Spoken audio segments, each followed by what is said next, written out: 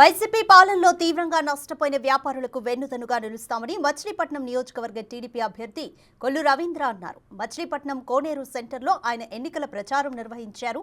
వ్యాపార వర్గాలను కలుసుకుని వారి సమస్యలను అడిగి తెలుసుకున్నారు. కూటమి అధికారంలోకి రాగానే పెరిగిపోయిన పన్నులు తగ్గించడంతో పాటు నగరంలో మల్టీ హోల్సేల్ మార్కెట్ ఏర్పాటు చేసేందుకు కృషి చేస్తానని కొల్లు రవీంద్ర హామీ ఇచ్చారు.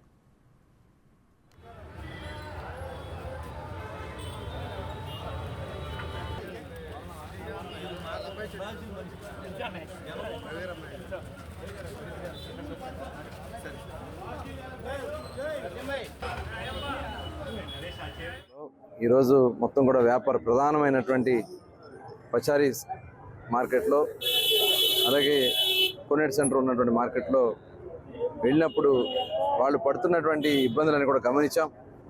ప్రధానంగా ఈరోజు రాష్ట్రంలో ఆదాయాలు లేక అన్ని వ్యవస్థలు కూడా దిగజారిపోయినటువంటి పరిస్థితి ఉంది. ఇవాళ బిల్డింగ్ ఏదైతే కన్స్ట్రక్షన్ ఫీల్డ్ మొత్తం కూడా ఇవాళ కుదేలైపోయింది. తద్వారా మనీ రొటేషన్ మార్కెట్లో అయిపోయింది. కాంట్రాక్టర్స్ బిల్లు రాని కారణంగా డబ్బులు ఆగిపోయినాయి.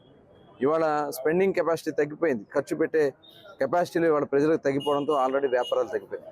ఇది కాకుండా ఇవాళ మల్టీనేషనల్ కంపెనీలు డిమార్ట్ అనో లేకపోతే ఇలాంటి కంపెనీలు రిలయన్స్ అని ఇలాంటి కంపెనీలు రావడం వల్ల ఇవాళ వ్యాపారస్తులు అందరూ కూడా చాలా ఇబ్బందులు పడుతున్నటువంటి పరిస్థితి ఉంది. ఖచ్చితంగా రాబోయే కాలం ఒక పక్క ఏమో పన్నులు మున్సిపల్ ట్యాక్సులు విపరీతంగా ఇప్పుడే తీసుకొచ్చి చూపించారు. గతంలో 89,000 ట్యాక్స్ ఉంటే ఇవాళ 1,79,000 ట్యాక్స్ ఎక్కడి నుంచి తెచ్చి కడతారు? అదేవిధంగా చెత్త మీద పన్ను ఒకటి కాదు, ప్రొఫెషనల్ ట్యాక్స్ అని ఆ ట్యాక్స్ అని ఈ ట్యాక్స్ అని వీడిచ్చేస్తా ఉన్నారు.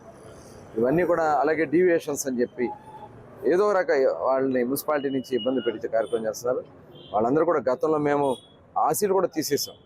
లారీలు వస్తే వాళ్ళు స్వేచ్ఛగా ఎక్కడైనా దింపుకోవచ్చు మార్కెట్లో అని చెప్పి ఆశీలు కూడా గత ప్రభుత్వంలో మేము తీసాం. ఇప్పుడు మళ్ళీ ఆశీలు వసూలు చేస్తా ఉన్నారు.